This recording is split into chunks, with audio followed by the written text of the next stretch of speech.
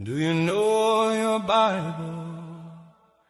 Do you know your Bible? Walk with me now. Genesis. In the beginning God creates and calls. Promise begins. Exodus.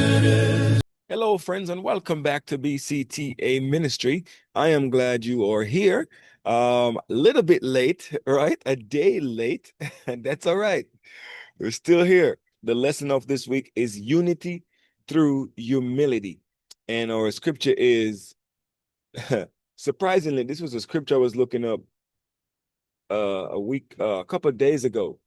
And then to see that it's the memory text for this week is something. Philippians 2 verse 2, and it says, fulfill my joy by being like-minded, having the same love, being of one accord, of one mind. That's amazing. But let us pray. Father, we thank you for your love and your mercy towards us. Be with us continually, we ask you, throughout this lesson and throughout this week and throughout this lifetime. Amen. Now, as I said, this week's lesson is entitled Unity Through Humility. And today we're looking at two topics. One, this unity in Philippi, and two, the source of unity. Now, this week, we'll look at a biblical basis for the unity in the church, focusing especially on the amazing condescension of Jesus. The lesson we can gain from beholding him, and how we can grow to be more like him. Don't touch that button. We will be right back.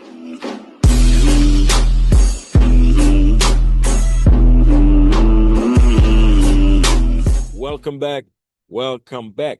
Now, if you have your Bibles, come with me to Philippians 2, verses 1 to 3, where the Bible says, therefore, if there is any consolation in Christ, if any comfort of love, if any fellowship of the Spirit, if any affection of mercy, fulfill my joy by being like-minded, having the same love, being of one accord, of one mind.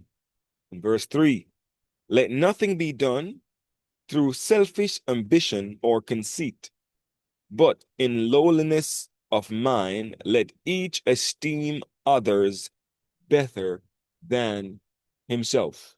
And of course, when I say himself, I mean, as well as herself, and so forth. There are some things that Paul is outlined in here, right? As a matter of fact, selfish ambition is among the works of flesh, as James also indicates, where envy and self-seeking exists, confusion and every evil thing are there. James 3:6. But notice the remedies that Paul lists for these problems. 1, consolation in Christ. You see, Paul will proceed to use Christ's own example as a powerful motivation. The second thing Paul outlines here is comfort of love. Jesus reveals divine love and commands us, as one of the new commandments that he gave, to love one another as we, you know what I'm saying? He has loved us. The third thing that Paul outlines is fellowship of the Spirit. The presence of the Holy Spirit, friends, what it does is it creates a close Christian fellowship like the one that prevailed in the early church. Remember, they had to be in one accord, same spirit. The fourth thing Paul outlines is affection or compassion. We see the divine qualities frequently manifested in the life of Christ. Affection, compassion, right? The fifth one is mercy. This quality, exemplified by Jesus, is to be seen also in the lives of us, his followers. And Luke 6 outlines this as well. And lastly, being like-minded, having the same love, being of one accord, one mind. And as the lesson outlines, what a picture. It is difficult to imagine how Paul could emphasize the importance of the unity more strongly.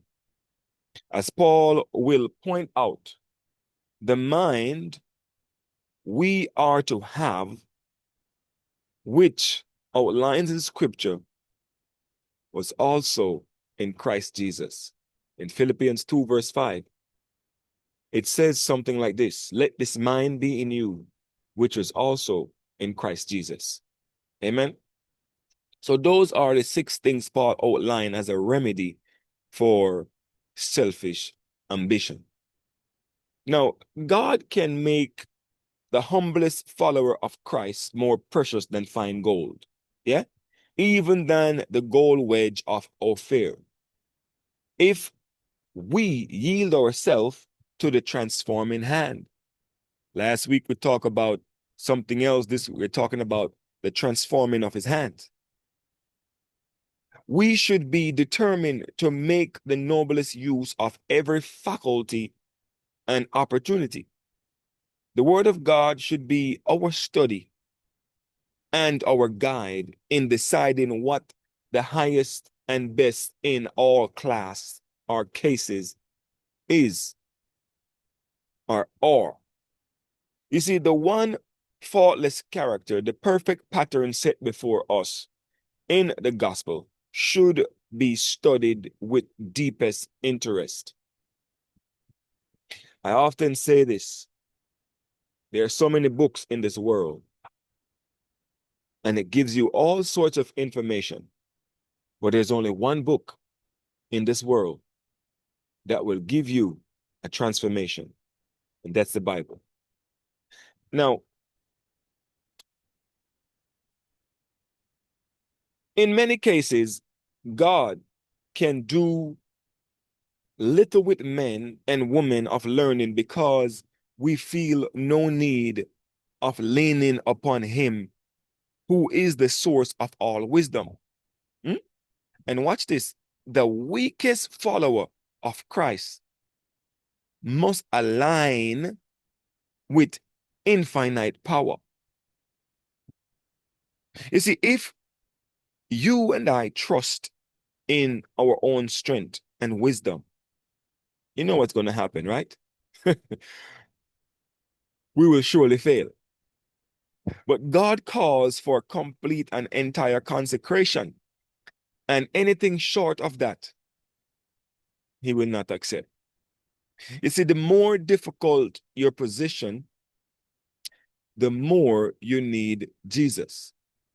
What am I saying? I'm simply saying, when we run in leadership, it doesn't stop there. We need guidance. Psalm 119, 105. Thy word is a lamp unto my feet and a light unto my path, short term and long term. We need Christ. The songwriter said, people need the Lord, and it is true. You see, the love and fear of God kept Joseph, we know this man, right? Pure and untarnished in the king's court. It is impossible to stand upon the lofty heights without danger. The tempest leaves unharmed the modest flowers of the valley, while it wrestles with the lofty trees upon the mountain heights. There are many people whom God could have used in poverty. He could have made them useful there and crowned them with glory hereafter. But there's a but. Prosperity ruined them. And we see it in today's world. The love of this world, the love of money and selfish ambitions ruin many of us. You see, they were dragged down to the pit because they forget to be humble, forgot that God was and is and will always be their strength, our strength, and they became independent and self-sufficient. And that doesn't work. But let's look a little now and talk a lot. But now let's look a little on the source of unity. Philippians 2, 3-4. The Bible again says, let nothing be done through selfish ambition or conceit, but in lowliness of mind, let each esteem each other better than himself. Let each of you look out not for his own interest, but also for the interest of others. Amen? Now, what attainments are there presented in the Christian endeavor, but how far short are our practices? Were our practices in harmony with the command of our Lord, the result would be, as my Brazilian friends would say, glorious. He says, neither pray I for these alone, but for them also which shall believe on me through their word, that they may, watch this now, be one, as thou, Father, art in me, and I in thee, that they also may be one in us, that the world may believe that thou hast sent me. And this is a beautiful prayer that Christ was talking about when he was praying to his Father in John 17, as it records. You see, Jesus did not pray for that which was not attainable by us. No. And if this unity is possible, why don't those who are professed followers of Christ strive more earnestly for this condition of grace? You see, when we are one with Christ, we shall be one with his followers. The great want of the soul is Jesus, the hope of glory.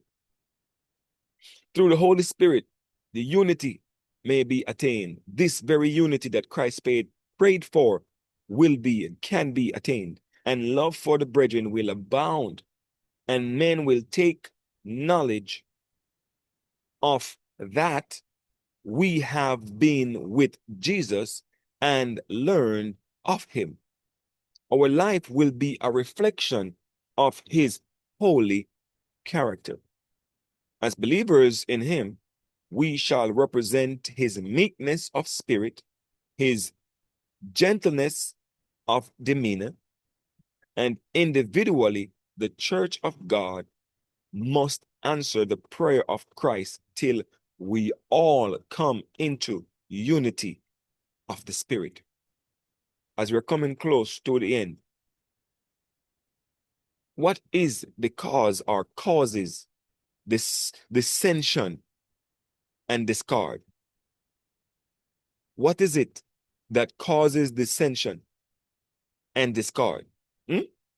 It is the result of walking away or apart from Christ.